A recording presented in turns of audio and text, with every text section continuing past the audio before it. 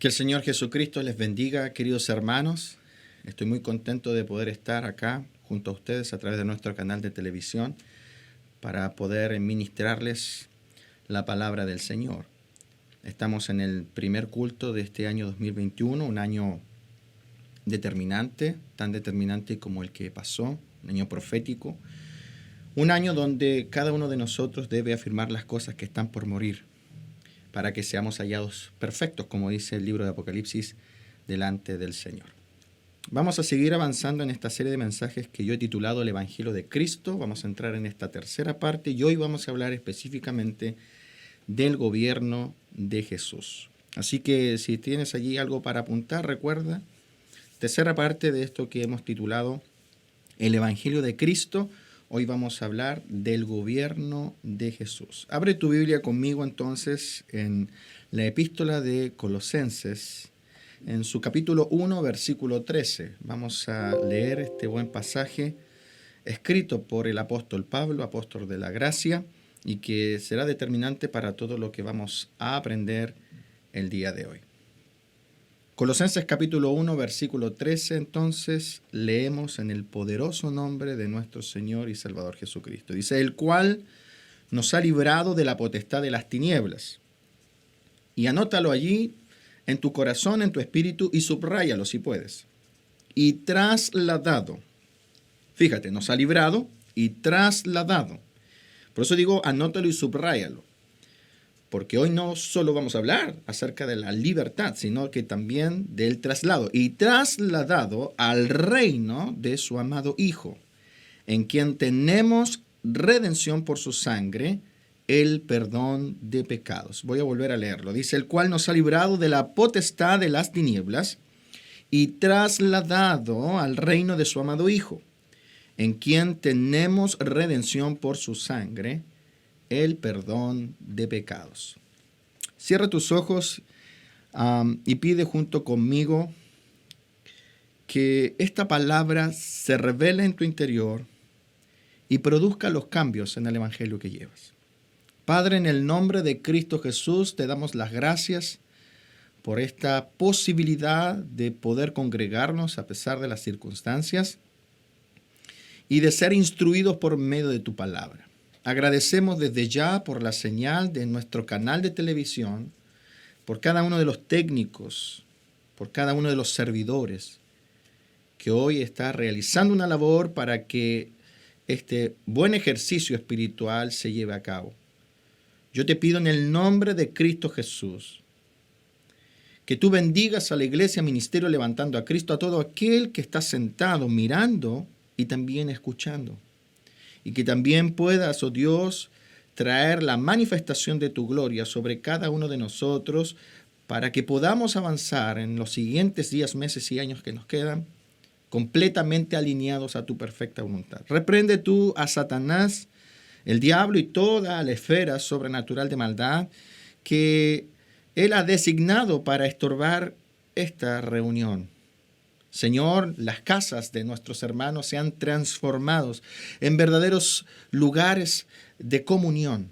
Hoy, la iglesia reunida por las casas en medio de este escenario, Señor, ha determinado que tu presencia sea la que gobierne en cada rincón. Por eso te pedimos, Señor, no solo tu visitación, no solo tu toque, sino que también tu reprensión, corrección, tan necesaria. Bendigo a todo aquel que escucha y te pido bendición para mi vida en el nombre de Jesús. Amén. Gloria al Señor. Bueno, una de las cosas más trágicas, también terribles, que ha producido el evangelio moderno, ¿no? Eso que hemos estado analizando en los mensajes anteriores y que enseña que solo basta con creer para ser salvos, es precisamente la construcción de creyentes totalmente desapegados y ajenos a lo que Dios ha buscado desde siempre por medio del Evangelio real de nuestro Señor y Salvador Jesucristo. ¿Y qué es lo que Dios ha buscado desde siempre y que hoy el Evangelio moderno lamentablemente ha trastocado? Pues un pueblo que viva bajo el concepto de reino y que lleve una vida totalmente gobernada por su santa voluntad.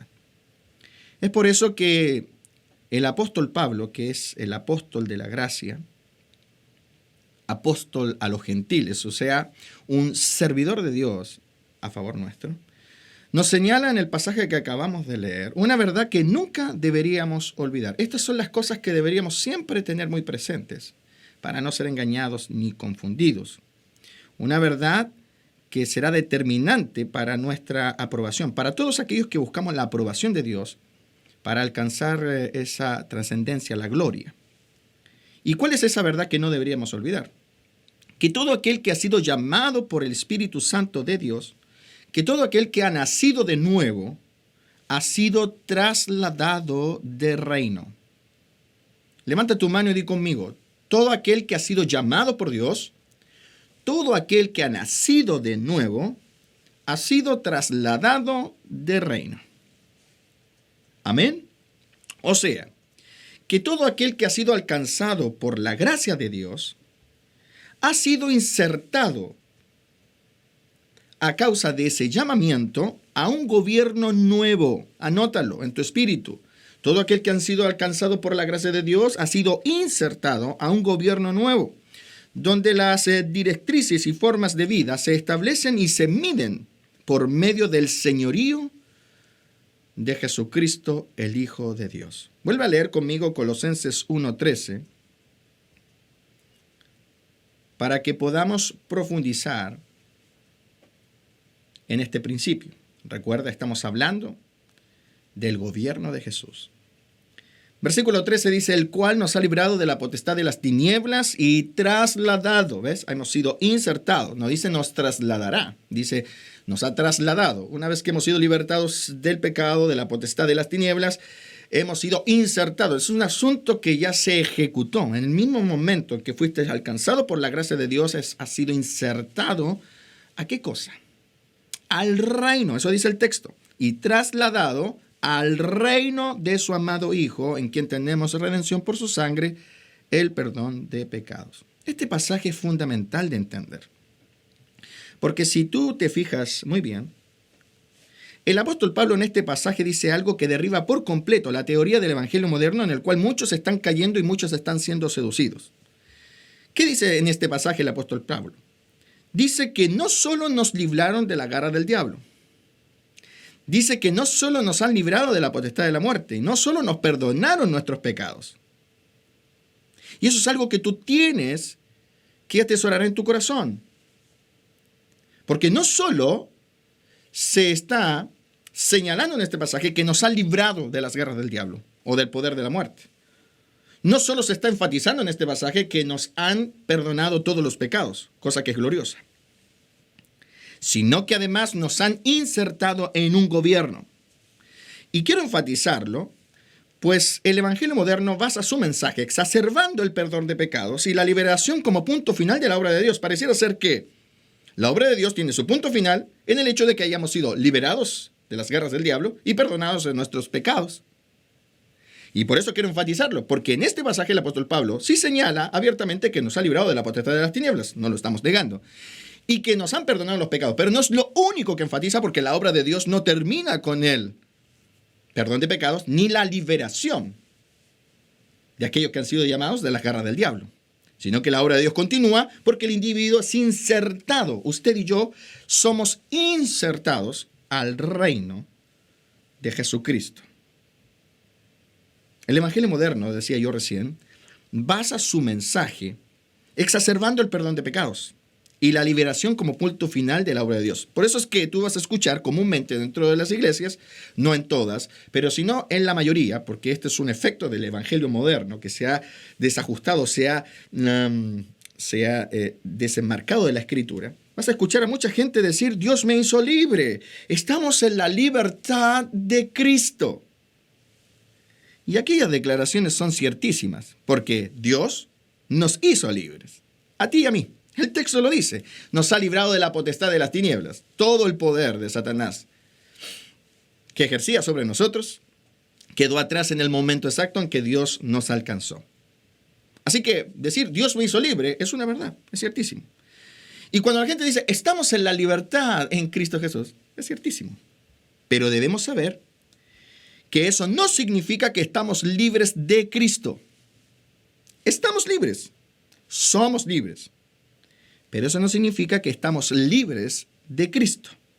Que estamos libres de Cristo. O que ahora que hemos sido perdonados y libertados, existe libertad para vivir una vida como se nos antoja. Como que se asegura que a Dios lo único que le importa es que creamos en Él. ¿Ves? Por eso es que la gente dice, pero si ya somos libres, hemos creído en el Señor. Ya no estamos bajo el yugo de esclavitud. Son frases que voy a escuchar recurrentemente y son ciertísimas. Pero si solo nos aferramos a eso, está incompleto nuestro evangelio. Porque vuelvo a insistir, aun cuando Dios me hizo libre de la potestad de las tinieblas y ha perdonado mis pecados, mi condición espiritual me coloca bajo el señorío de Cristo.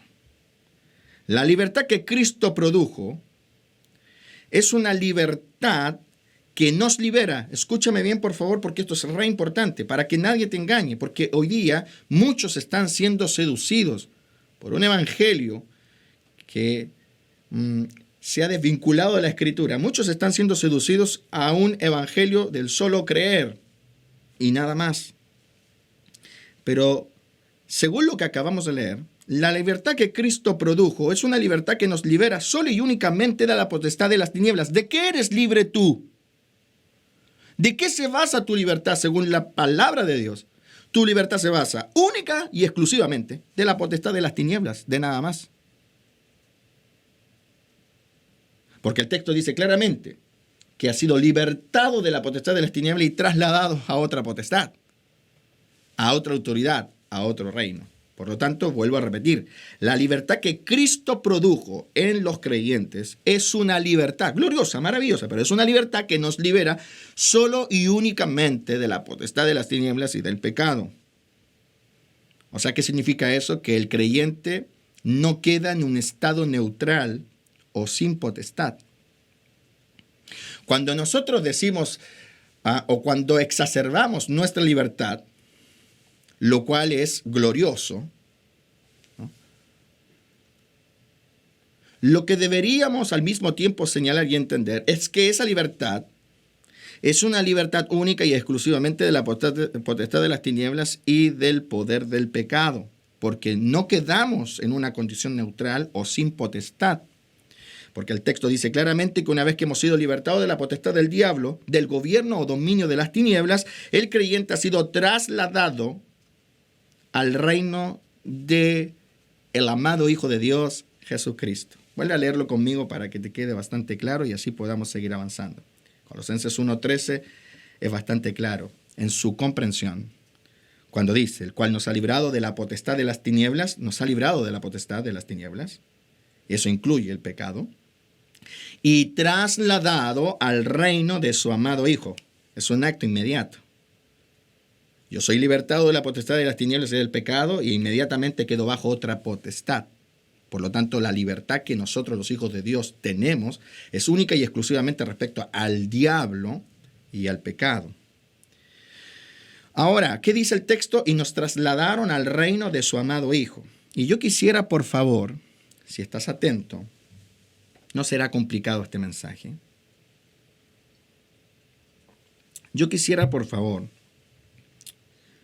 que nos sacáramos de encima de ese mal que a veces portamos, de creer que todo lo que dice la Biblia respecto al reino es efímero, que es uno de los asuntos que se debe confrontar del evangelio moderno y posmoderno en el cual viven muchos creyentes. Por favor, sacúdete, ¿sí? Porque se ha insertado dentro de la iglesia, ¿no?, esa idea que cada vez que en la palabra se habla de reino, ¿no?, el concepto es medio efímero, ¿no? La gente piensa, oh Dios, sí nos ingresó al reino, ¿no? Y se imagina un castillo, nubes, pastos verdes, túnicas blancas. Pero lo que Dios está diciendo allí es algo práctico y real, ya que la palabra que usa el apóstol Pablo en ese pasaje, cuando habla del reino de su amado Hijo, o el reino de Jesucristo, o el gobierno de Jesucristo, Viene de la palabra griega basileia. Es una palabra que yo he mencionado en otros mensajes, que significa reinar y gobernar, reino y gobierno. Que viene de la palabra basileus, que significa cimiento de poder, soberanía y rey. Por lo tanto, literalmente Pablo aquí se está refiriendo a un reino en términos gubernamentales y no castillos, nubes y demás. Se está refiriendo a un reino en términos gubernamentales, no un reino en términos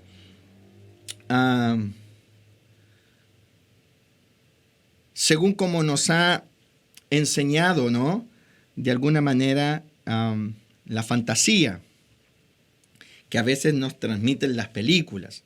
No, está hablando de un reino en términos gubernamentales, de un gobierno. ¿Y qué es un reino en términos gubernamentales?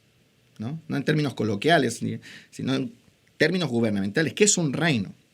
Reino es un territorio o estado con sus habitantes sujetos a un rey. Eso es un reino. ¿Ves? No importa si hay castillos, no importa si hay pastos verdes, no importa si hay túnicas blancas. Y con esto no estoy diciendo que no existan las túnicas blancas y esas cosas. No me estoy burlando de ello. Solo quiero que nos saquemos de la mente que este pasaje se está refiriendo a cuestiones efímeras. Se está refiriendo a cosas pragmáticas, reales, asuntos concretos. Pablo se está refiriendo aquí a un reino en términos gubernamentales. ¿Qué significa reino? Bueno, reino es, ¿no?, un territorio o un estado con sus habitantes sujetos a un rey. ¿Dónde existe un reino? Donde hay un territorio o estado con sus habitantes que están sujetos a un rey. Amén. Por lo tanto, lo que Pablo está señalando en este pasaje de Colosenses capítulo 1, versículo 13 en adelante, es que aun cuando es cierto que por creer en Jesús se produce libertad, porque no lo estoy negando, creer en Jesús produce libertad, esa libertad está solo respecto a la potestad de Satanás. A esa potestad que Satanás ejercía sobre el creyente y nada más, debido a que el creyente, vuelvo a insistir, no queda en un punto neutro, sino que es insertado a un territorio, a un estado, donde todos los habitantes están sujetos a Cristo, o deberían estarlo. Cuando Pablo dice, y nos ha trasladado de allá de la potestad de las tinieblas al reino de su amado Hijo, nos está diciendo que el creyente no queda en un punto neutral, sino que de estar o de llevar una vida bajo los designios de Satanás y bajo la potestad del pecado, es llevado ahora a un territorio, a un estado donde sus habitantes están sujetos a Cristo. Eso está diciendo Pablo. Eso es evangelio. Ese es el mensaje del evangelio en verdad. Es por eso que si nosotros leemos al apóstol Pablo con entendimiento, veremos cuán diferente era el mensaje que tenía el apóstol a lo que hoy en día se escucha de los predicadores, o a lo que hoy muchos predicadores dicen de él. Porque cuando nosotros analizamos el ministerio de este apóstol y vemos lo que él predicaba, veremos que Pablo no predicaba simplemente de libertades, sino que Pablo predicaba acerca del reino de Dios y del reino de Jesucristo. Abre tu Biblia conmigo en Hechos capítulo 19, versículo 8. Y mientras buscas allí Hechos 19:8, te refuerzo la idea. El creyente no queda en una posición neutra.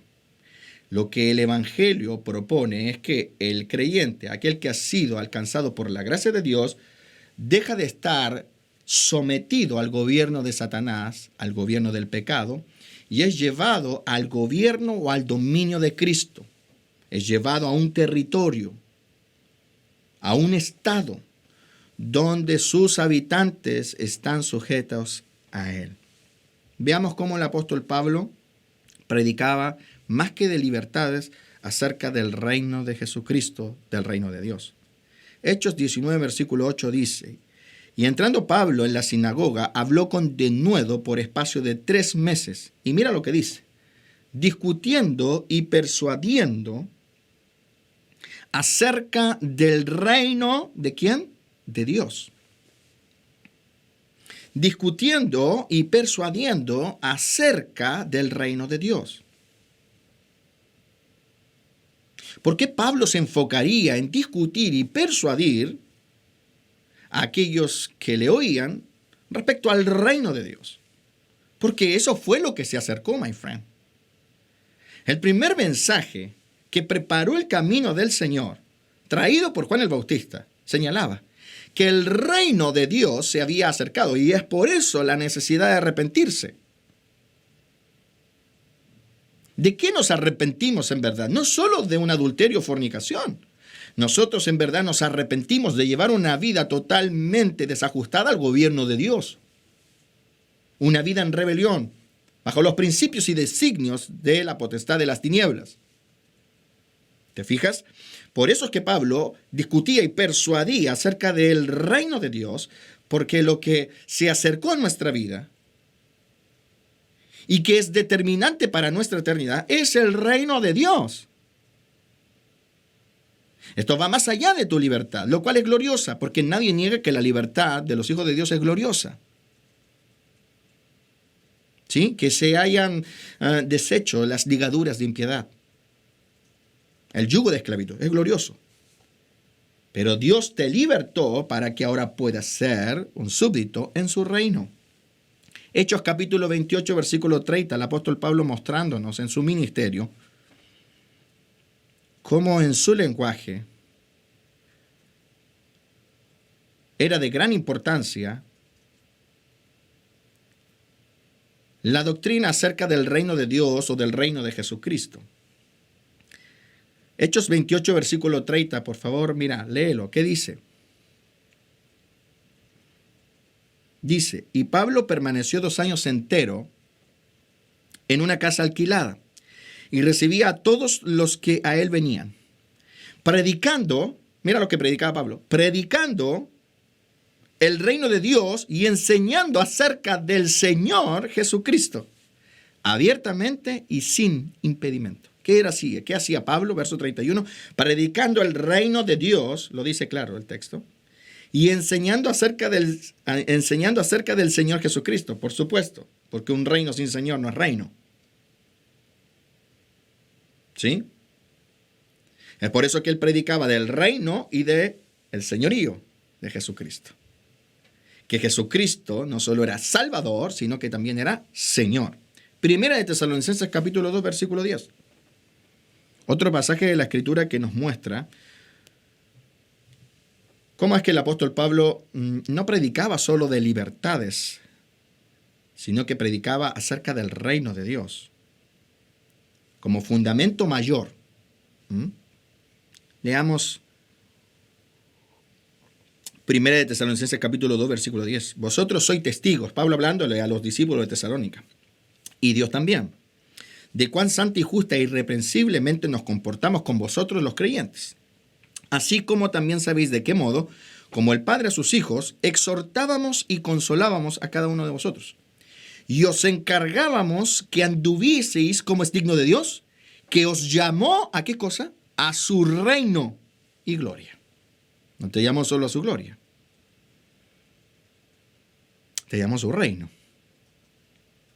Y es por eso que en el versículo 12 Pablo enfatiza, y os encargábamos que anduvieseis, o sea, que vivieseis como es digno de Dios, que te llamó o que os llamó a su reino y gloria. Importantísimo pasaje de la Escritura que nos muestra que el Evangelio santo y escritural, el santo y el bíblico, nos habla acerca del reino de Dios, del reino de Jesucristo. Ahora, ¿por qué es tan importante entender acerca del reino? En esta serie de mensajes que hemos llamado el Evangelio de Cristo, ¿por qué es tan importante hablar acerca del reino? Porque sólo así un creyente obedecerá al Evangelio como Dios lo señala. Una de las cosas que es causa para que un creyente no obedezca al Evangelio es precisamente la ausencia de la revelación acerca del reino de Jesucristo y del reino de Dios. Cuando un creyente entiende que ha sido trasladado, no de manera figurativa, sino que real, al reino de Jesucristo es cuando él entiende la importancia que hay en obedecer al Evangelio. ¿Recuerdan ustedes en el mensaje anterior cuando analizábamos lo que dice Jesús en Marcos? Y de predicar el Evangelio, el que creyere y fuere bautizado será salvo. Y hablamos de la importancia de no solo, ¿cierto?, creer a Jesucristo, sino creer a todo el Evangelio y obedecer al Evangelio, porque eso es lo que Dios propone, su palabra. Pues bueno, nadie puede llegar a obedecer el Evangelio santo de Jesucristo. Nadie obedecerá al Evangelio como Dios lo señala, a menos que se revele en su vida que ha sido insertado a un reino, que ha sido insertado a un territorio, a un estado con sus habitantes que está sujeto a un rey. Que la libertad que se produjo en su vida, del adulterio, la fornicación, de las cosas ilícitas, no lo dejó en un punto neutro para vivir la vida como bien se le antoja, sino que lo llevaron a un gobierno donde Dios es el que ahora determina y ejecuta. Muchos creyentes no obedecen al Evangelio, no obedecen a lo que está escrito y les da lo mismo quebrantar los principios espirituales porque ellos no consideran este hecho como algo fundamental para su eterna salvación. Por eso es que es importante instruir a todos los que están sentados mirando este mensaje acerca del reino. Bueno, bajo ningún punto de vista la vida del Evangelio se debe tomar como algo literal. Yo lo he escuchado muchas veces esto. No, pero ¿cómo lo vas a tomar de manera literal? Si lo importante es creer. Pero debemos saber que la vida eterna, vivir con Dios por la eternidad, el ser salvados del lago de fuego que arde con azufre, está completamente ligado a cómo fue tu actitud de creyente frente al gobierno o reino de Jesucristo. Escúchame bien. Debes saber, no lo pierdas de vista, que nadie te engañe, porque hay muchos engañadores allá afuera diciendo que esto no es así.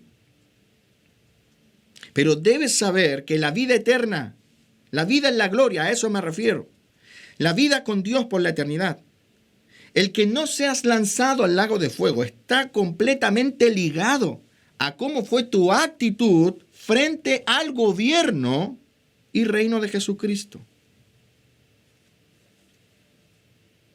Y el que diga que no, miente contra la verdad. Nos han entregado una oratoria tan engañadora que miles de creyentes no asumen que su eternidad está completamente ligada a cómo fue su actitud frente al gobierno de Jesucristo. Lee conmigo Mateo 7:21, por favor, un texto muy conocido porque yo lo predico muchísimo. Y analiza conmigo este buen pasaje. Mateo 7:21. Creo que ya algunos se lo saben de memoria este pasaje. Bueno, espero que ese no sea el tope. Una cosa es sabérselo de memoria y otra cosa es realmente ponerlo por obra. ¿Qué dice Mateo 7, versículo 21? Dice: no todo el que me dice Señor, Señor. Escúchame bien, yo quiero resaltar aquí, antes de seguir leyendo, este punto importante. El que está hablando aquí es Jesús. Y aun cuando nosotros creemos en la unción y en el poder de los hombres de Dios, como Pablo, Pedro, Santiago, Juan, etc., y creemos en la real importancia que tienen todas sus enseñanzas y dichos, porque fueron inspirados por Dios, el que está hablando aquí es Dios mismo. Es el Verbo encarnizado. Por lo tanto, estas palabras, que muy probablemente en tu Biblia están en rojo, son el fundamento principal. Esta es la piedra angular sobre la cual se sostiene todo el edificio. Si esto no está en tu vida, si esto no lo comprendes, si estas palabras para ti no son tremendamente importantes, pues no hay nada de Dios en realidad que estés construyendo que vaya a ser aprobado, porque la piedra angular es lo que sostiene todo. El Evangelio se sostiene por Jesucristo, en Jesucristo. Y este pasaje de Jesucristo dice algo tremendamente importante respecto a la salvación eterna de todos nosotros. Aquí se revela quiénes entran y quiénes no entran. Y deja en jaque mate a todos aquellos oradores, predicadores, con título, sin título, que señalan lo contrario. Porque ¿cómo va a ser que un predicador pueda contradecir al que murió por nosotros en la cruz del Calvario? Y esto que está escrito aquí son palabras de Cristo Jesús. No son palabras de ningún apóstol, son palabras del Cristo de la gloria. Y el Cristo de la gloria dice algo que es tremendamente importante y que todos los apóstoles que luego posteriormente escriben creían. No todo el que me dice Señor, Señor entrará en el reino de los cielos. Aquí se dice abiertamente quiénes entran y quiénes no. Sino el que hace la voluntad de mi Padre que está en los cielos. Muchos me dirán en aquel día, Señor, Señor, en tu nombre, no profetizamos en tu nombre y en tu nombre echamos fuera demonios y en tu nombre hicimos muchos milagros. Y Jesús dice, entonces les declararé, nunca os conocí, apartaos de mí, hacedores de maldad. Bueno, yo sé que muchos de ustedes, ¿no?, pensarán ya, este pasaje lo hemos analizado cientos de veces. Más de alguno puede estar diciendo, yo ya conocí este pasaje. Y es cierto, no podemos negar que es un pasaje que se conoce. Pero pareciera ser que muchos todavía no lo entienden. ¿Y qué es lo que no entienden? Que este pasaje es más que fundamental. Porque este pasaje es la más importante declaración de lo que conocemos como el Sermón del Monte. La más importante declaración de lo que conocemos como Sermón del Monte, que va desde Mateo 5 a Mateo 7, porque sabemos que el Sermón del Monte está compuesto por mucho más que buenas o bienaventuranzas. ¿Sí? Porque hay algunos que tienen el Sermón del Monte solo por las bienaventuranzas y se comen todo lo demás, como que si Jesús lo único que hubiese predicado en ese monte glorioso de Galilea hubiese sido las bienaventuranzas. El Sermón del Monte es más largo que eso. Va desde Mateo 5 hasta Mateo 7. Y esto que acabamos de leer es parte de ese sermón. Y digo yo que muchos no entienden lo fundamental que es este pasaje, porque este pasaje es la más importante declaración de lo que conocemos de ese sermón. Si nosotros leemos con entendimiento, veremos que ese sermón, que va desde Mateo 5 a Mateo 7, completo, es el sermón que recopila gran parte de los mandamientos que rigen a la vida cristiana. No están todos allí, pero sí recopila gran parte de los mandamientos que rigen sobre la vida cristiana.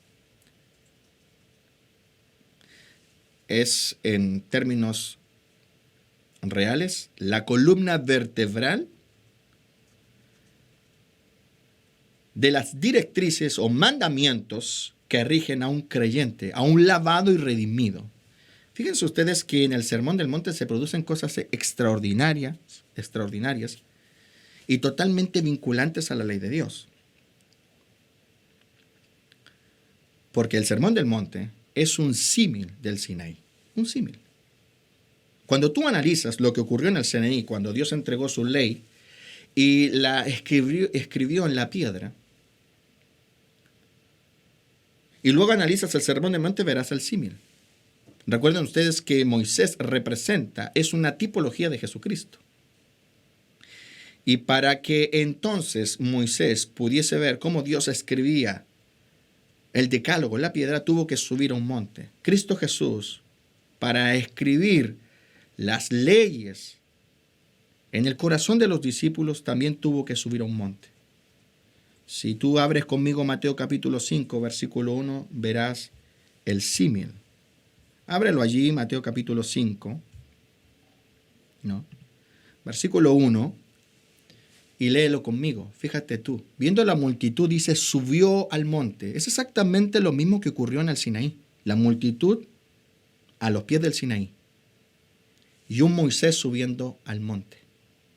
Dice, y sentándose vinieron a él sus discípulos. Qué extraordinario y qué tremendo. Para recibir y ser enseñados en la ley de Dios, que rige sobre todo aquel que ha sido lavado y redimido por la sangre. ¿Me vas entendiendo? Es un verdadero símil del monte Sinaí. Dios le entregó a Moisés en el monte Sinaí la ley, escrita en piedra. Dios, a través de Jesucristo, le entregó en Galilea la ley escrita en los corazones a los discípulos. ¿Cómo se escribe la ley en el corazón? No de manera mágica. Tienes que subir un monte para que se te enseñe y se grabe en tu corazón. ¿Me vas entendiendo? Por lo tanto, Mateo capítulo 5 al capítulo 7 es la recopilación de la columna vertebral de la doctrina, de la ley que rige sobre la vida cristiana, sobre aquellos que van a ser hermanos de Jesús y hijos de Dios.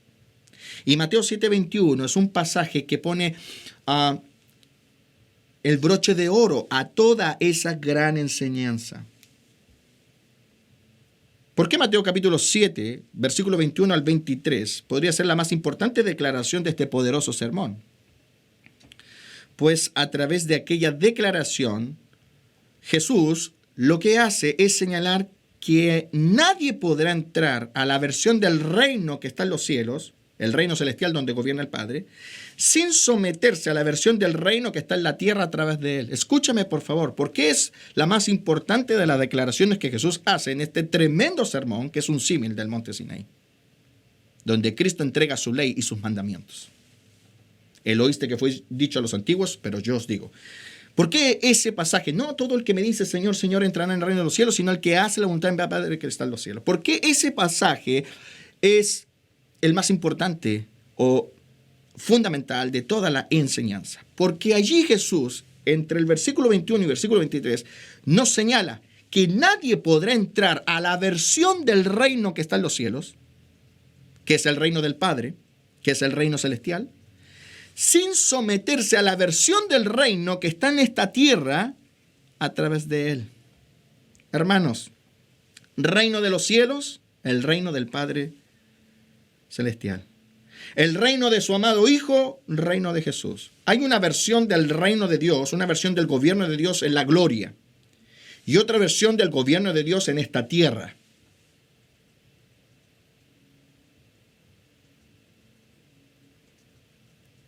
Porque tú no puedes desligar a Dios o desvincular a Dios de gobierno, porque Dios es gobernante por esencia.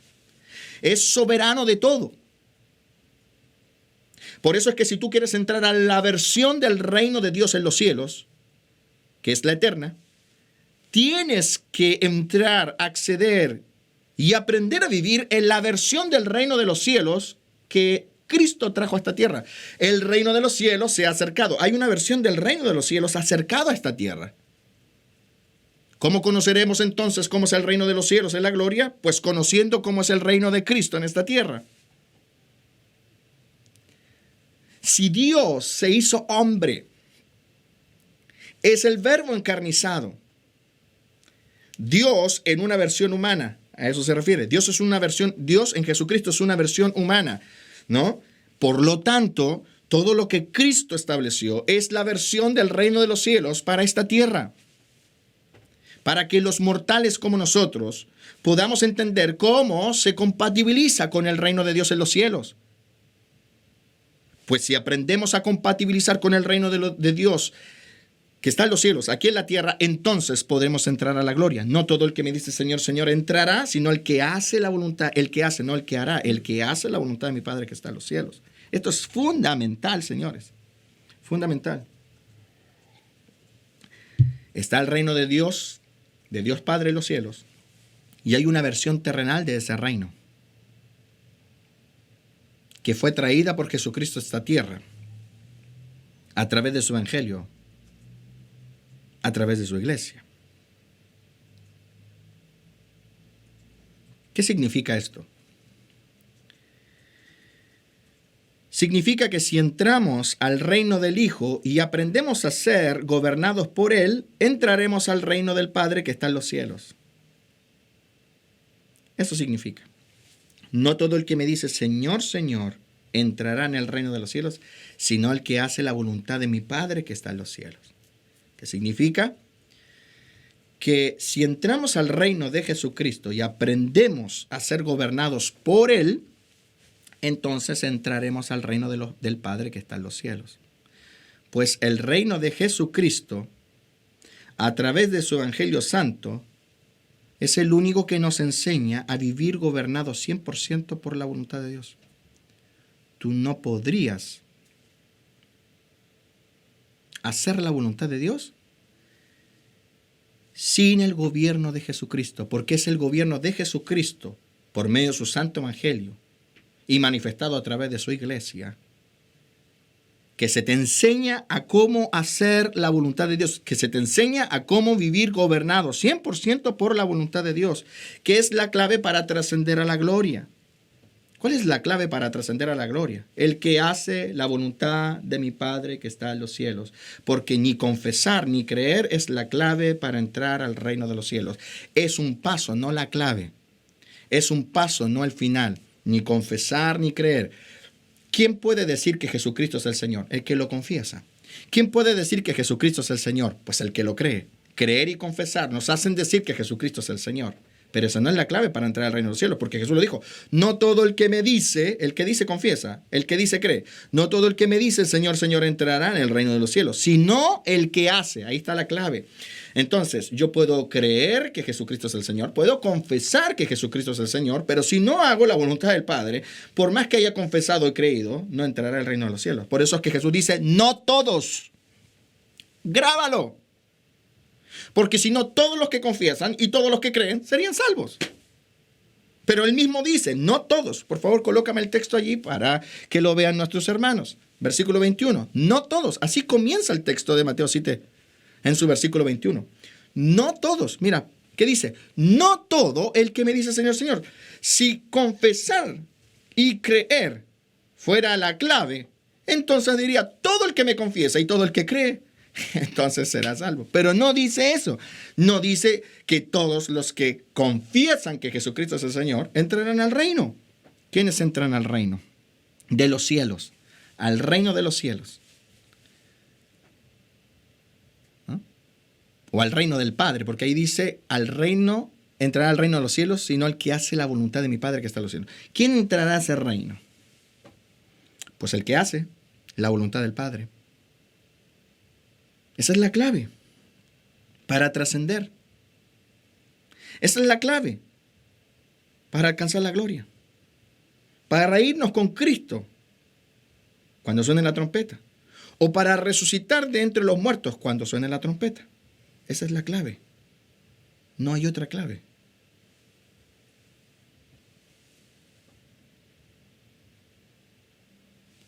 ¿Me entiendes? La clave para entrar al reino de los cielos es hacer la voluntad del Padre. Y esto está directamente ligado con el señorío de Cristo. Por eso estamos hablando en este mensaje, que es muy probable que haya tenido algunas ciertas dificultades. Es un mensaje muy, muy, muy revelador, que abre los ojos, que espanta al reino de las tinieblas en la vida de muchas personas. Y por supuesto va a tener mucha guerra espiritual. Pero no dejaremos que la guerra espiritual nos saque del propósito. Amén. Hermano, a menos que Jesucristo sea tu Señor, no hay forma de que logres el objetivo. Ahora, ¿cómo se mide que Jesucristo sea tu Señor? Pues viviendo una vida gobernada por sus mandamientos. Escúchame, por favor. No sé si todavía estamos al aire. Escúchame. ¿Cómo sabemos que estamos bajo el gobierno de alguien? Pues fácil, porque obedecemos. Porque gobierno y obediencia van de la mano. ¿Sí? Así funciona. Porque según la palabra reino es territorio o estado con sus habitantes sujetos a un rey. Por lo tanto, ¿cómo se mide si realmente Jesucristo es tu Señor? No porque lo dices o porque lo crees. Se mide por una vida gobernada a sus mandamientos o por sus mandamientos, que son la doctrina. Por lo tanto, si no estás viviendo gobernado por la doctrina, por el Evangelio, por los mandamientos de Cristo, no hay ninguna posibilidad de que alcances eternidad. Porque ni creer en Jesús, como el Señor, ni confesar a Jesús como el Señor, son la clave para entrar a la eternidad. Son pasos importantes, nadie lo niega, porque tienes que creer y confesar. ¿Qué dice Pablo? Si confesares con tu boca que Jesucristo es el Señor y creyeres en tu corazón. Son pasos, pero no son el más determinante. Porque si confiesas y crees, el siguiente paso es llevar una vida gobernada por aquello que confesaste. ¿Y qué fue lo que confesaste? Que Jesucristo sería tu Señor. Lo más determinante para Dios, según la Biblia, es que habiendo sido trasladado de reino, aprendas a ser gobernado por las directrices de Dios. Hermanos, esto es fundamental. Lo más importante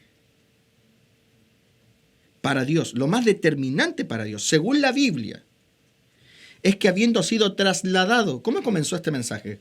Pues leyendo el pasaje de Colosenses. Libertados de la potestad de las tinieblas y trasladados. Pues entonces, lo más determinante para Dios según la Biblia es que habiendo sido trasladados del reino de las tinieblas al reino de Jesucristo, aprendas a ser gobernado por las directrices de Dios. Eso es lo más determinante para Dios. Y me gustaría y espero en el Señor que a nadie se le corte el internet ni la señal mientras leemos este pasaje. Me gustaría leer un pasaje que es determinante en toda esta enseñanza y que nos llevará a comprender lo que realmente es el gobierno del Hijo y cuál es su potencial delante de Dios, el gobierno de Jesús. ¿Y cuál es su potencial? Abre conmigo 1 Corintios, capítulo 15, versículo 20, para que veas que el gobierno de Jesús es determinante para nuestra eternidad. Determinante, no solo creer y confesar, sino que vivamos una vida gobernados por las directrices y mandamientos que el Evangelio estableció o que Jesús estableció por medio del Evangelio. 1 Corintios 15, verso 20, espero que a nadie se permita una interrupción, porque estos son los pasajes que no se leen, que no se subrayan, que es lo que yo decía en el mensaje anterior. Siempre se subraya Efesios capítulo 2, versículo 8. Es el caballito de batalla de todos aquellos que realmente, ¿no?, se afirman en solo creer y no quieren vivir, dejando de lado un montón de doctrina que refuta ese tipo de pensamientos. Estos son los pasajes, Jaime, que nadie subraya y que son determinantes. Fue escrito por el apóstol Pablo. Mira lo que dice. Mas ahora Cristo ha resucitado de los muertos. Pablo creía en la resurrección de Cristo Jesús. ¿Cómo no iba a creer? Se encontró con Cristo camino a Damasco. Primicia de los que durmieron es hecho. Porque por cuanto la muerte entró en un hombre, también por un hombre la resurrección de los muertos. Porque así como en Adán todos mueren, también en Cristo todos serán vivificados, pero cada uno en su debido orden. Presta la atención a esto. Cristo, las primicias, luego los que son de Cristo en su venida. Tremendo. Aquí está el apóstol ordenando el mapa de una manera espectacular. Y el versículo 24, mira lo que dice allí Pablo. Luego, el fin. Cuando entregue el reino al Dios y Padre, cuando haya suprimido todo dominio, toda autoridad y potencia. Porque es preciso que Él reine hasta que haya puesto a todos sus enemigos debajo de sus pies. Y el postrer enemigo será destruido, es la muerte. Porque todas las cosas las sujetó debajo de sus pies. Y cuando dice que todas las cosas han sido sujetadas a Él, o sea, a Cristo, claramente se exceptúa aquel que sujetó a Él todas las cosas, o sea, el Padre. Pero luego que todas las cosas le estén sujetas, entonces también el Hijo mismo se sujetará al que le sujetó a Él todas las cosas, para que Dios sea en todos. Este pasaje es una bomba espiritual que nos aclara el mapa. Hermanos, ¿cuál es la importancia que tiene el gobierno de Cristo traído a esta tierra? Pero tremenda. Dice aquí el pasaje en el versículo 24, una de las funciones principales del gobierno de Cristo es suprimir todo dominio, toda autoridad y toda potencia. Y uno siempre está pensando en la gente de afuera, en aquellos que están, ¿no?, en el otro bando. Pero no te equivoques, porque el potencial del gobierno de Cristo sobre esta tierra es que se rindan todas las autoridades para que quede una sola. Por lo tanto, eso te incluye, que se rinda también la tuya. Y con mayor razón tú, que estás dentro de su reino. Y con mayor razón tú, que has sido trasladado, que se suprima todo dominio, toda autoridad y potencia. Porque es preciso que Él reine hasta que haya puesto a todos sus enemigos debajo de sus pies. Es preciso que Él gobierne, y es por eso que el reino de Cristo está vigente hasta el día de hoy, porque es preciso de que Él gobierne hasta que todos los enemigos sean puestos debajo de sus pies. Y con mayor razón, aquellas cosas que son enemigas de Dios en tu vida. Tus adulterios, tus fornicaciones, tu forma de proceder, con mayor razón eso, que ha sido insertado ese reino. Y mira el detalle importante que menciona Pablo aquí, que yo lo encuentro, bueno, esto lo encuentro yo. No es una obligación que lo encuentres tú. Yo encuentro extraordinario esto. ¿Por qué? Dice, y cuando dice que todas las cosas han sido sujetadas a Él, claramente se exceptúa, dice el pasaje. Estoy leyendo el versículo 27. Aquel que sujetó a Él todas las cosas. Y aquí el versículo 28 dice algo tremendo. Mira, pero luego que todas las cosas le estén sujetas, con mayor razón tú, my friend, que has sido insertado a su reino, entonces también el Hijo se sujetará al que le sujetó a Él todas las cosas. O sea, ¿qué es lo que está diciendo el mapa? ¿Sí? Que una vez que Cristo Jesús haya gobernado sobre lo suyo, Él entregará lo suyo, su reino, su autoridad y los que están debajo de Él al Padre. Eso está diciendo este pasaje, Jaime. O sea, ¿qué está diciendo el apóstol Pablo aquí? Hoy nosotros nos sometemos a Cristo Jesús como nuestro Señor y a través de Él obedecemos al Padre. Si eso ocurre, un día cuando Cristo le entregue el reino, esto que le fue entregado, el reino acercado, la versión del reino de los cielos en esta tierra, una vez que se termine todo, Cristo le entregará el reino. ¿Pero reino con qué? ¿Reino con castillo y pasto? Le va a entregar un reino de gente sometida, sujetada, obediente, porque ese es el reino. Eso es un reino. No le va a entregar un castillo al Padre, ni le va a entregar, qué sé yo, un prado verde. Le va a entregar un estado de habitantes sujetos. Y cuando eso ocurra, Cristo Jesús se rendirá. Eso dice el texto. Él mismo se sujetará al que le sujetó a Él todas las cosas para que Dios sea todo en todos. Tremendo. El nivel de obediencia y sujeción de Cristo Jesús es demasiado grande. Y es por eso que cuando Cristo dice, ¿por qué me llamáis Señor si no hacéis lo que yo amo? ¿Por qué Cristo cuestiona? Porque resulta que tú no puedes pertenecer a su reino si tú no eres un ser obediente. Estás siguiendo al ser más obediente que existe en el universo. Estás siguiendo al ser más obediente. Cristo no solo fue obediente en la gloria, sino que luego de ser traído a la tierra, fue obediente aquí en la tierra. Y una vez que Él sea o se consumen los tiempos, le volverá a entregar el reino al Padre y se volverá a sujetar al Padre para que Dios sea en todo.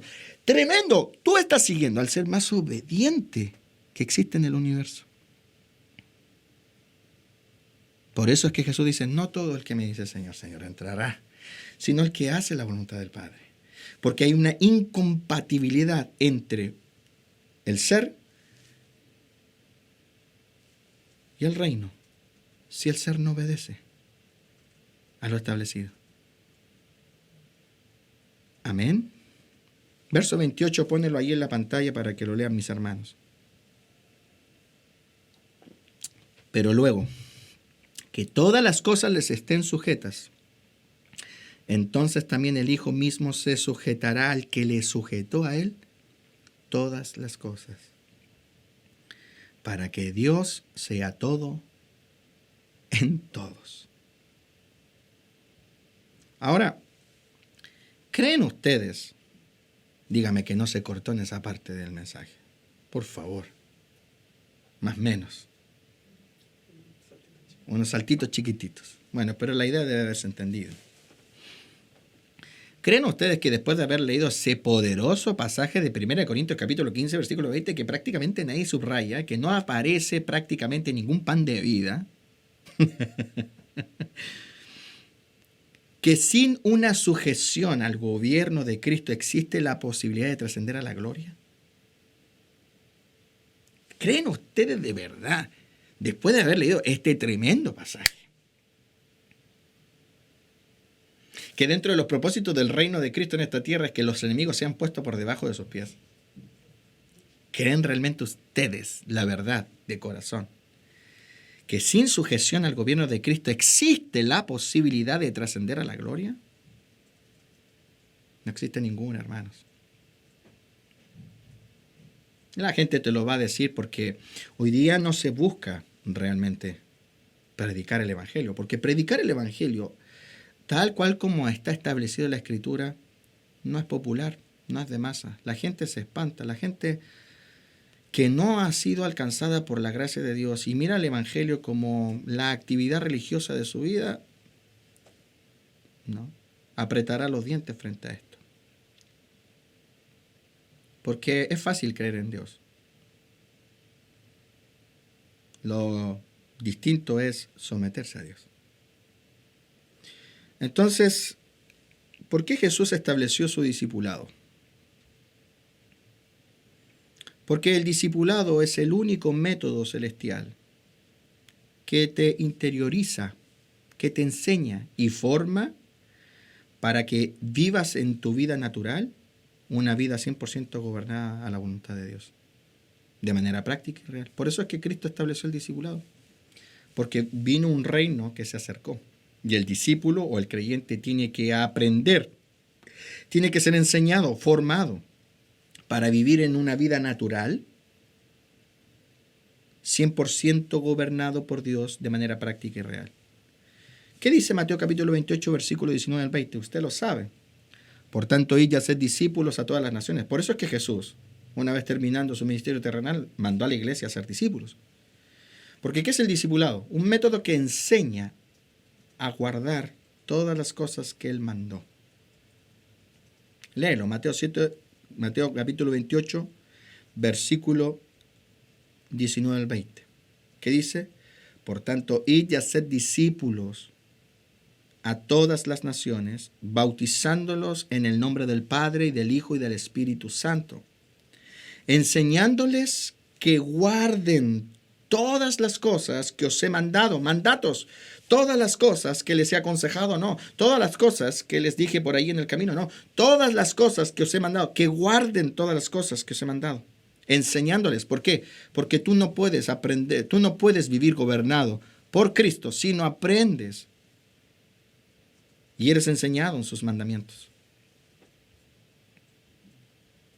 Hoy día son muchas las personas que atacan este tipo de declaraciones que acabo de hacer. Pero al leer Mateo capítulo 28 podemos visualizar claramente que nadie puede decir que habita en el gobierno de Cristo si no ha ingresado a la vida discipular, porque solo allí se es enseñado y solo ahí se es formado para ser un ciudadano del reino. ¿Qué hace el discipulado de Cristo? ¿Por qué Jesús mandó a discipular? Pues para que el creyente se convierta en un ciudadano del reino. Lo que Pablo decía, ya no somos extranjeros ni advenedizos, sino conciudadanos de los santos, miembros de la familia de Dios, para que el discípulo aprenda a ser ciudadano. Si yo hoy día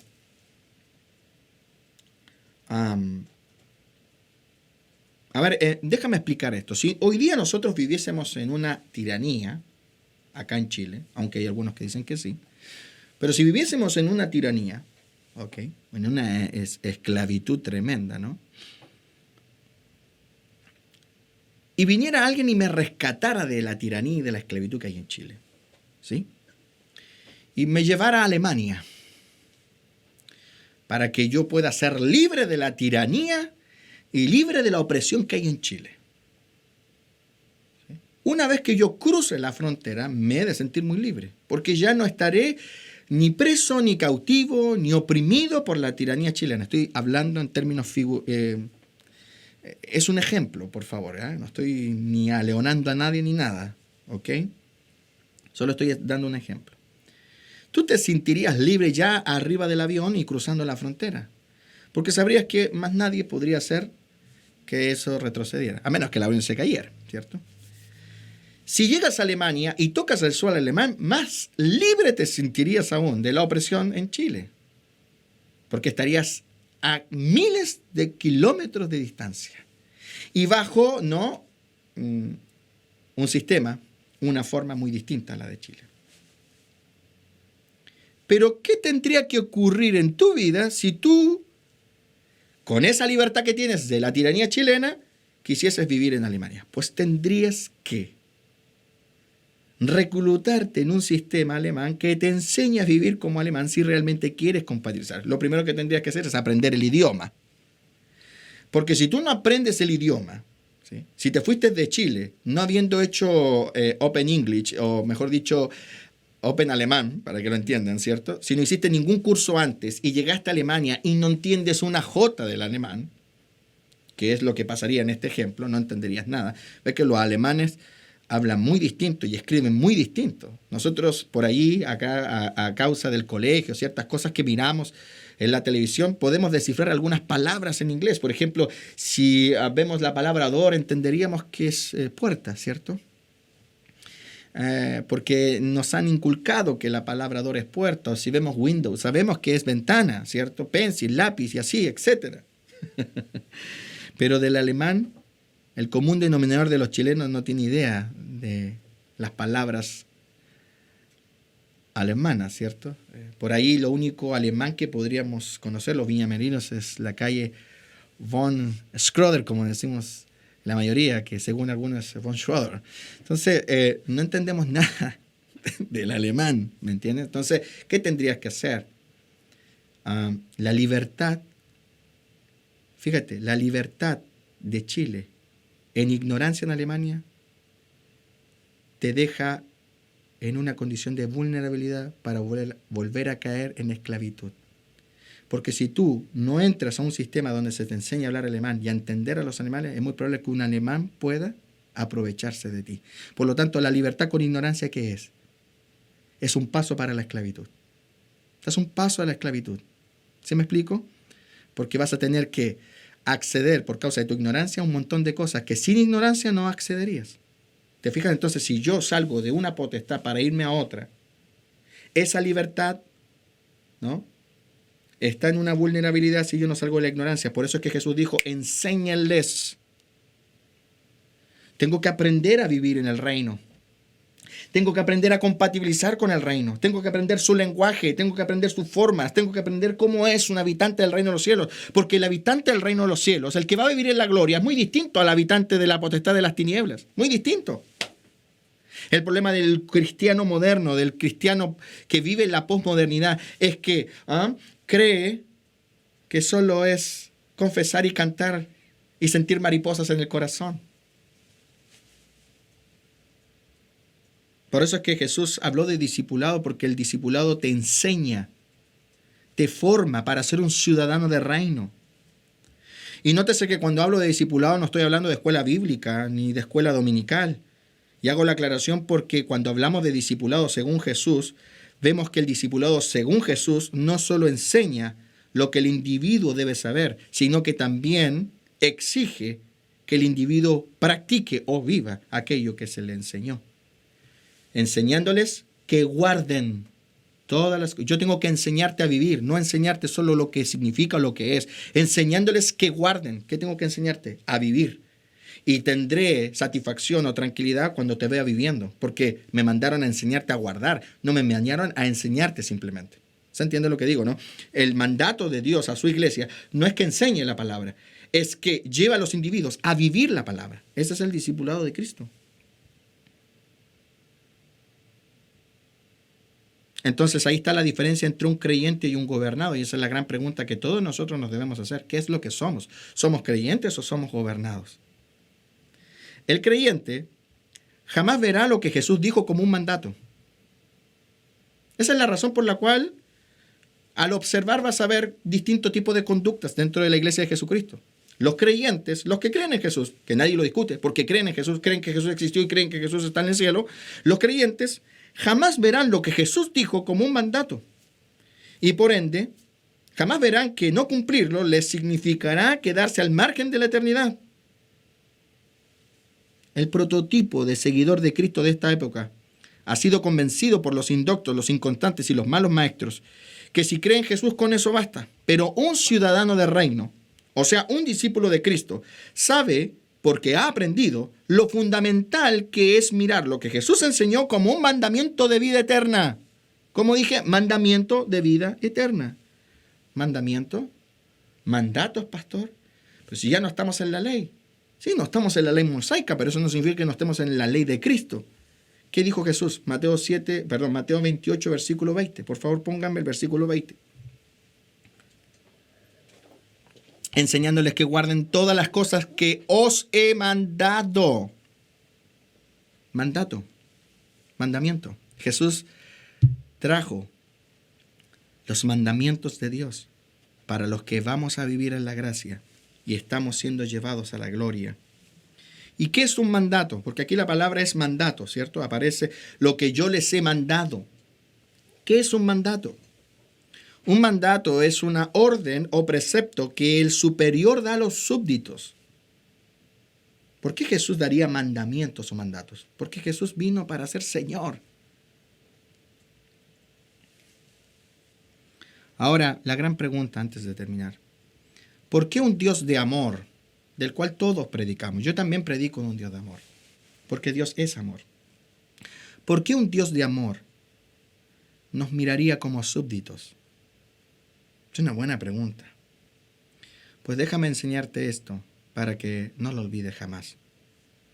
Aun cuando Dios es Padre por amor y Jesús es hermano a causa de la adopción, eso no significa que Dios renunció por ser Padre y Jesús por ser hermano a la soberanía de gobernante que Él tiene y ha tenido siempre desde la eternidad. Hay algunos creyentes o muchos creyentes que creen que porque se nos reveló el carácter del Padre, la visión de Padre que hoy día Dios tiene, lo inhibe de ser Dios y de ser soberano. Y es ridículo. Porque aun cuando Cristo nos vino a traer la revelación de Dios como Padre, esa revelación del Padre Celestial que hoy nosotros tenemos a causa de la adopción, no coartó a Dios de su soberanía, de su autoridad. Porque antes de ser Padre, o mejor dicho, al mismo tiempo que Dios es Padre, es Dios. Y al mismo tiempo que es Dios, es Padre.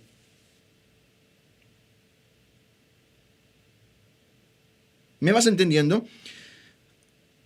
Nosotros debemos saber que Dios, aun cuando es Padre, sigue siendo Dios.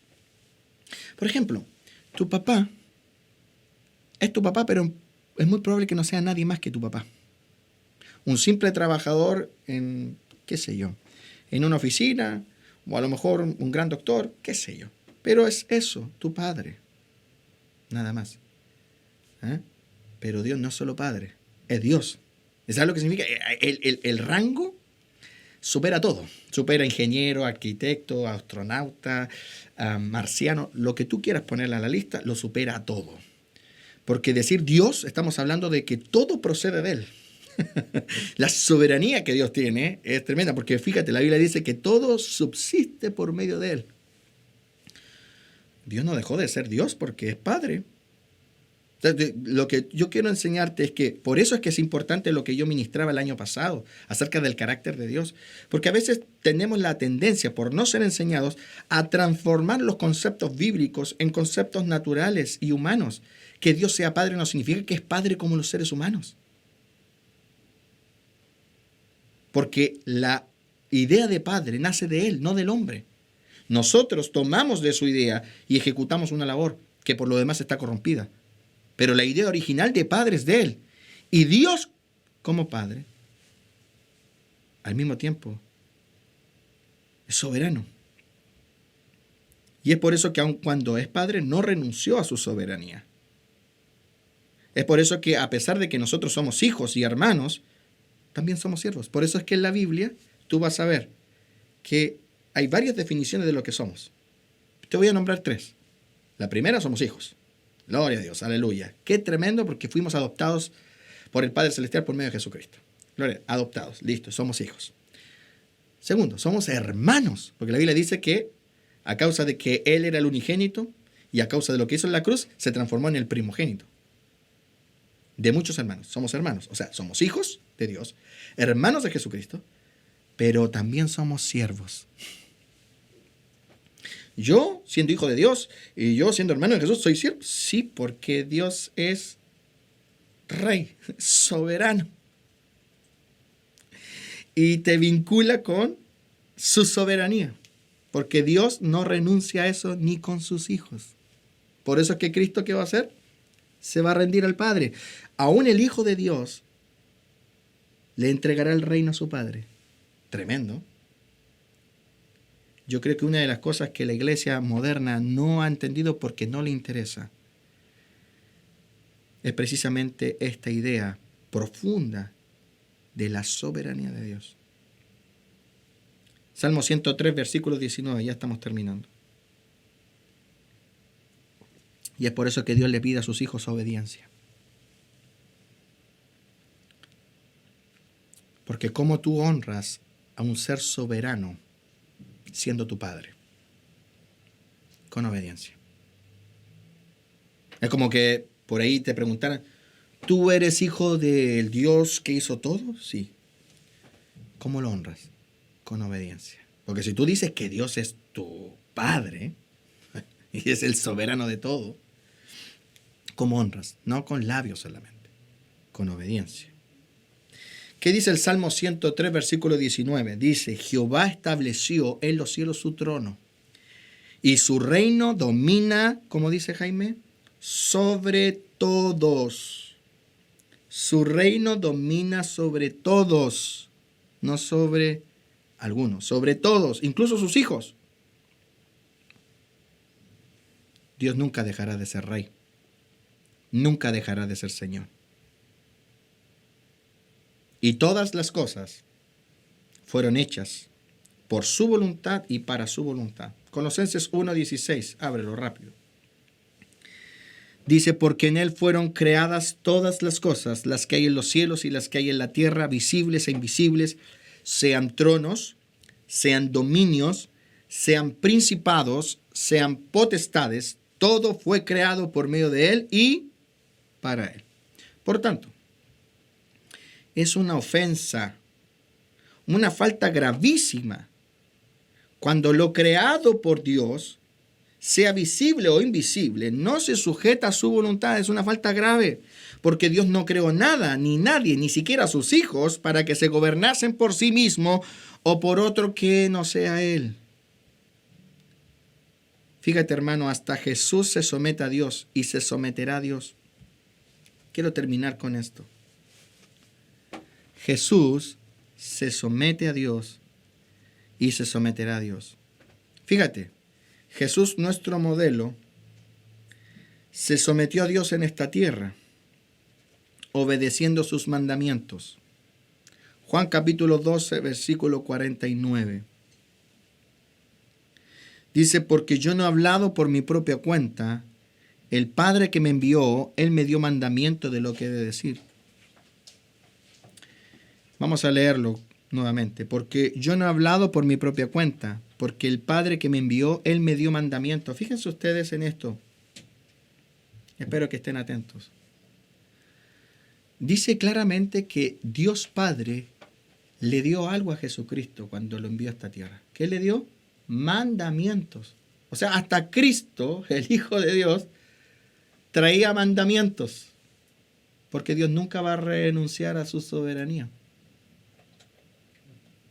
Y aún su Hijo, el unigénito, iba a tener que vivir en base a mandamientos. Por lo tanto, fíjense en nuestro modelo, Cristo Jesús. Se sometió a Dios en esta tierra, obedeciendo sus mandamientos. Aquí lo dice. Él me dio mandamiento de lo que he de decir y de lo que he de hablar. O sea, Jesús no podía ni decir ni hablar nada que no fuese lo que Dios le había dicho. Y en el versículo 50 dice, y sé que su mandamiento es vida eterna. Tremendo como cierra Cristo Jesús aquí. ¿Por qué? Porque yo decía en este mensaje que hay una directa relación entre la vida eterna y el mandamiento. ¿Qué dice Jesús? Que los mandamientos son vida eterna.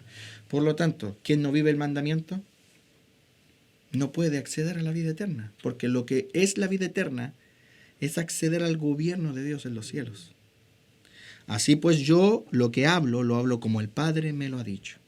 Jesús se sometió a Dios el Padre en esta tierra y se someterá al Padre en la gloria. Lo leímos hace un momento, lo volveré a leer, 1 Corintios 15, 27.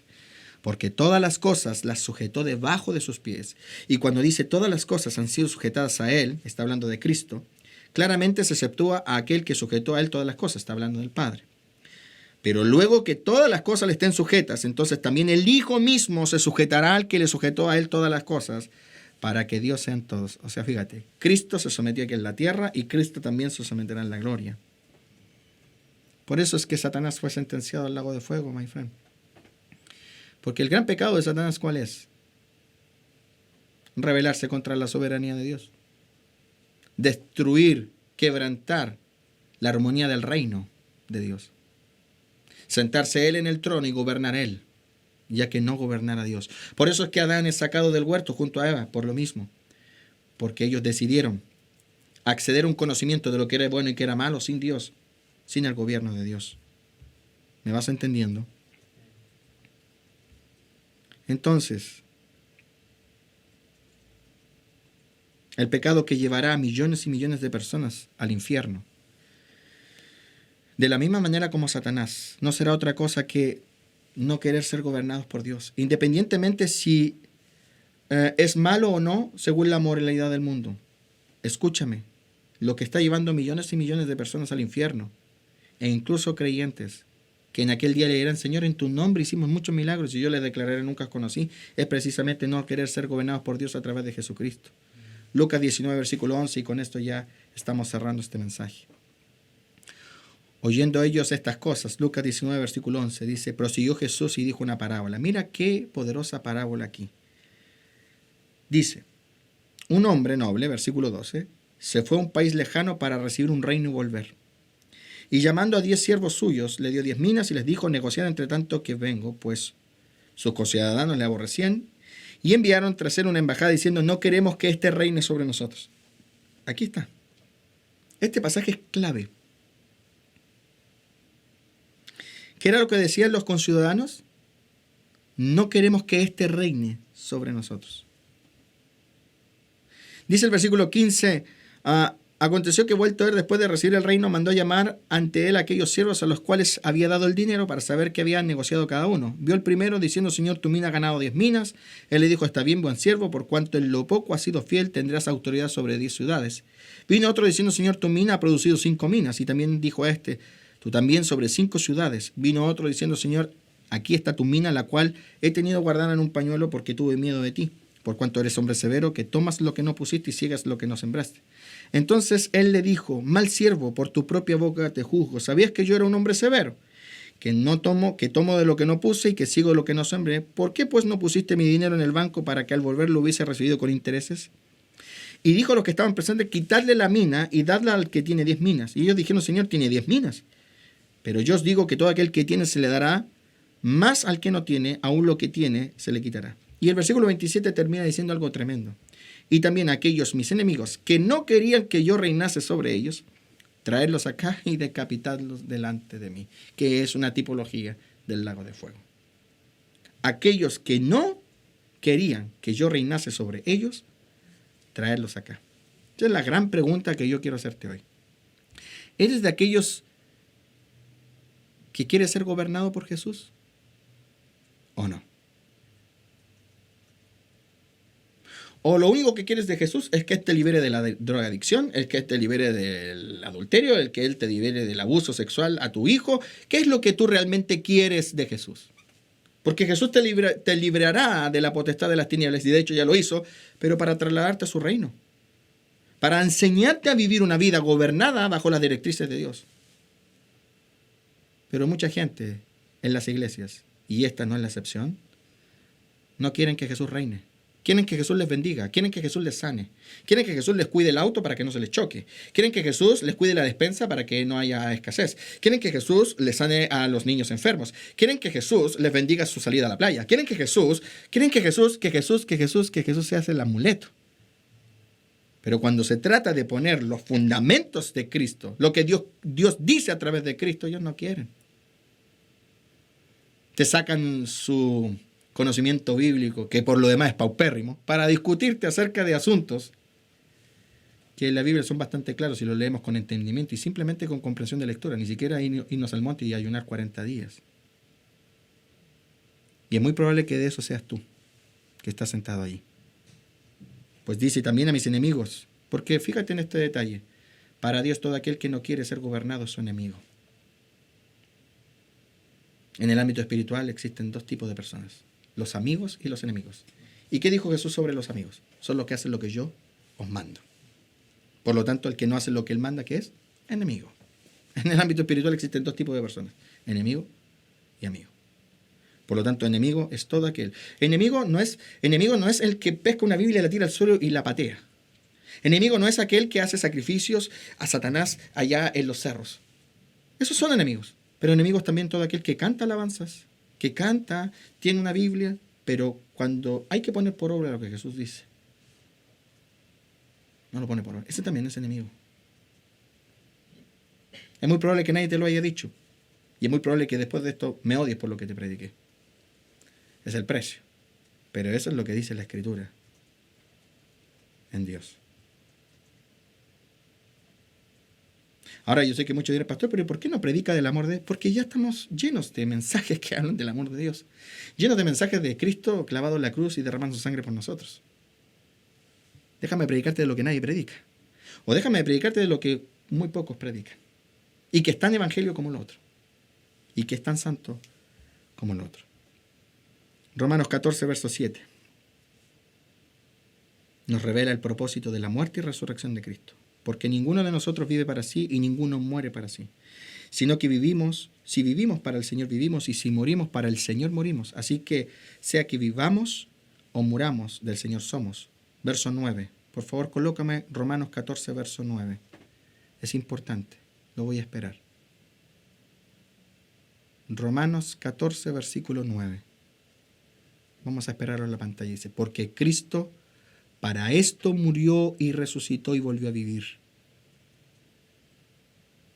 Para lavar los pecados y que la gente sea feliz. ¿Dice eso? Murió para lavar los pecados. Y murió por tu felicidad. Pero mayor aún.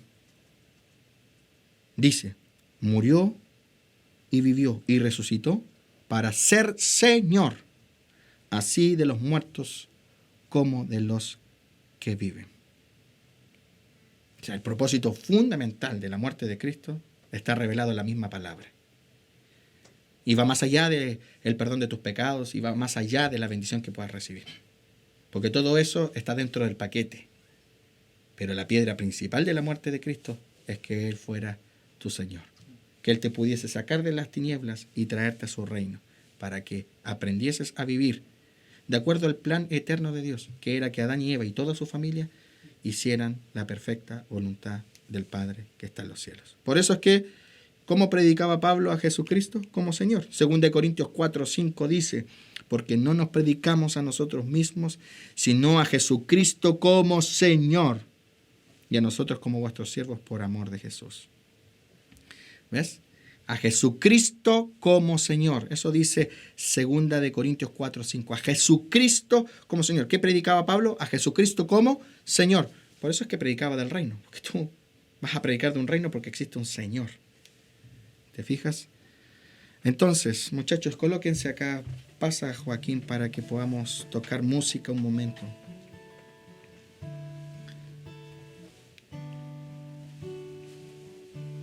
Por eso es que la vida cristiana no es sin ley. Es sin ley mosaica, cierto, pero no sin ley de Cristo. Pablo en 1 Corintios 9, 21 dice, y por favor, al que está colocando los textos que lo coloque. 1 1 Corintios 9:21 dice: a los que están sin ley, como si yo estuviese o estuviera sin ley, no estando yo sin ley de Dios, sino bajo la ley de Cristo. Pablo nunca vivió un evangelio sin ley, o sin mandamientos, o sin hacer nada como se predica. Pablo, el verdadero, el bíblico, dice: no estando yo sin ley de Dios, sino estando bajo la ley de Cristo, porque la ley de Dios y la ley de Cristo son lo mismo. ¿Te fijas? Por eso es que es importante este mensaje. Entender cuán importante es estar dentro del reino de Jesucristo. El Evangelio santo te lleva al reino. Y el reino te lleva a la gloria. Así funciona. El Evangelio de Cristo te lleva a su reino. La evangelización te lleva a su reino. Te trasladan de reino, de allá para acá. Y en el reino aprendes a vivir conforme a la voluntad de Dios. Y una vez eso se ejecuta en tu vida, las puertas de la gloria están abiertas de par en par para ti. Porque, ¿cuál fue la razón por la cual a Cristo se le abrieron las puertas del cielo estando aquí en la tierra? ¿Solo porque se llamaba Cristo? No. Las puertas del cielo se le abrieron a Cristo una vez que estuvo aquí en la tierra, fue recibido arriba con gloria y majestad, porque obedeció. Dice la Biblia: y haciéndose obediente hasta la muerte, y muerte de cruz, por lo cual Dios le exaltó a lo sumo. La razón por la cual Dios le exaltó a lo sumo, ¿cuál es? ¿Que se llamaba Jesús? No. Haciéndose obediente hasta la muerte. Ahí está. Por lo cual Dios le exaltó a lo sumo. ¿Cómo se me van a abrir las puertas del cielo? Pues si voy detrás de Jesucristo, obedeciendo como Jesucristo obedeció. Él es el camino. Si yo voy detrás de Él, obedeciendo como Él obedece, pues entonces tendré el mismo resultado que Él obtuvo. Eso es ser modelo. Oramos al Señor. Gracias te damos por este mensaje, a pesar de todas las dificultades. Y te pedimos, gobierna nuestras vidas por medio de Jesucristo, Dios. Gracias por la libertad que nos has dado del pecado, de la muerte, del diablo. Pero también gracias por el mandamiento y el gobierno que nos enseñan a agradarte, Dios. Porque eso es lo que queremos, en verdad, agradarte. Te pido, Señor, que bendigas a los que han orado intensamente por su espiritualidad. Aquellos que están en la pantalla y han reconocido lo importante que es estar bajo el gobierno de tu Hijo amado, que es Jesucristo. Cantemos al Señor. Los reinos de este mundo se opacan ante ti.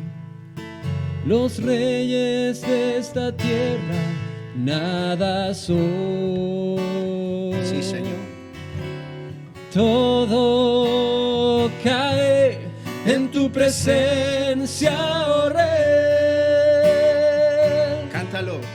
Qué hermosa es tu presencia, Señor. Señor.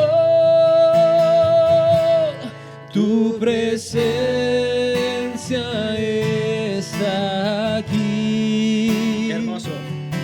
Tu presencia está en mí.